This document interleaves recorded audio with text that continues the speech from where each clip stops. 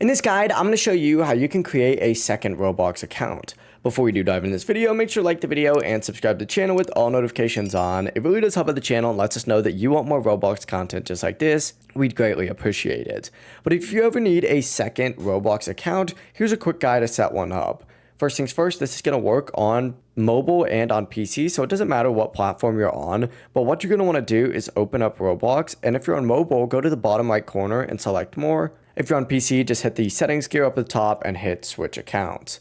From here, you're going to have an option that's going to appear that says add account. Go ahead and select that, and you just need to create a new account by clicking this create new account button right here. And this is where the setup process is going to start.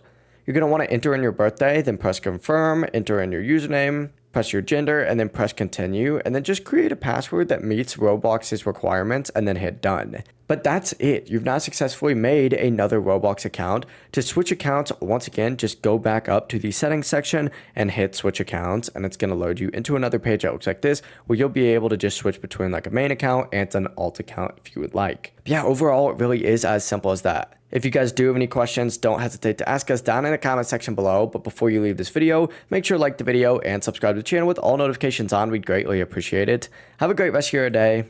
Peace.